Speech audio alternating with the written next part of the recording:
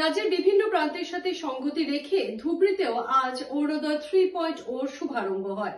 মুখ্যমন্ত্রী doctor Himanta Biswa Sarma virtually এই প্রকল্পের উদ্বোধন করেন। ধুবড়ীতে অরুণোদয় 3.0 প্রকল্পের শুভারম্ভ। সমগ্র রাজ্যের সাথে আজ ধুবড়ী জেলার লাইব্রেরিতে জেলা প্রশাসনের উদ্যোগে অরুণোদয় 3.0 প্রকল্পের শুভারম্ভ হয়। ধুবড়ী লাইব্রেরি প্রেক্ষাগৃহে গুয়াহাটির থেকে সরাসরি সম্প্রচারযোগে মুখ্যমন্ত্রী ডক্টর হিমন্ত বিশ্ব শর্মা অরুণোদয় 3.0 প্রকল্পের শুভারম্ভ করেন। এই অনুষ্ঠানে ধুবড়ী বিধানসভা কেন্দ্রের বিধায়ক নজরুল হক, ধুবড়ী পুরসভার পুরপতি ডক্টর দেবময় সান্যাল, নিপকোর অধ্যক্ষ বিমল ওসওয়াল, ধুবড়ী জেলা বিজেপি সভাপতি প্রসেনজিৎ দত্ত, ধুবড়ী জেলার অতিরিক্ত আয়ুক্ত প্রাঞ্জল দাসের সাথে বিজেপি এবং অগপ দলের নেতৃত্বরা উপস্থিত ছিলেন। ধুবড়ীর এই অরুণোদয় 3.0 প্রকল্পের শুভারম্ভ কার্যসূচিতে প্রায় সহস্রাধিক মহিলা হিতাধিকারীরা অংশগ্রহণ করেন। সঁচাকৈ আজি গোটেই অসমৰ কাৰণে এটা যথেষ্ট গুৰুত্বপূৰ্ণ দিন। মাননীয় মুখ্যমন্ত্ৰী ডাঙৰীয়াই আজি অৰুণোদয় 3.0 আৰু লগতে NFSA কাৰ্ড, ৰেচন কাৰ্ড দুটাৰে বহুত হিতাধিকাৰীক ৰেজিষ্ট্ৰেশ্যন কৰাৰ কাৰণে তেখেতে পৰ্টেলটো মুকলি কৰিলে।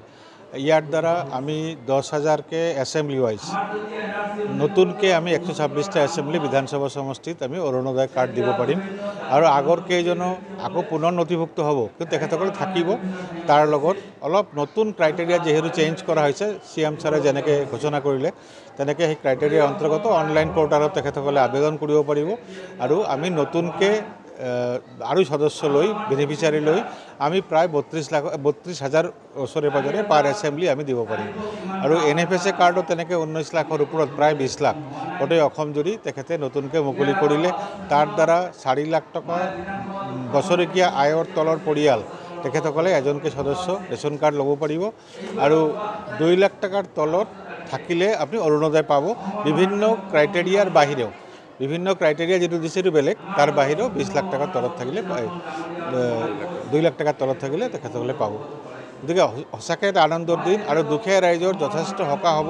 তেখেতসকলে নিজে যিখিনি কাম কৰি থাকে তেখেতসকলে নিজৰ কামটো কৰিব, তাৰ দ্বাৰা নিজৰ সংসাৰ ইমান দিন যেনেকৈ পোহপাল দি আছে তেনেকৈ থাকিব।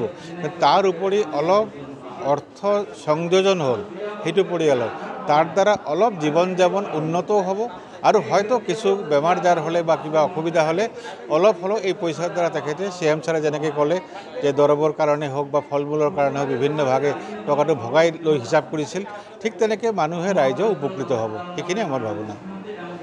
যে কোনো খবৰেৰ জন্য যোগাযোগ কৰুন 7099017330 এবং 7099017110 নম্বৰে।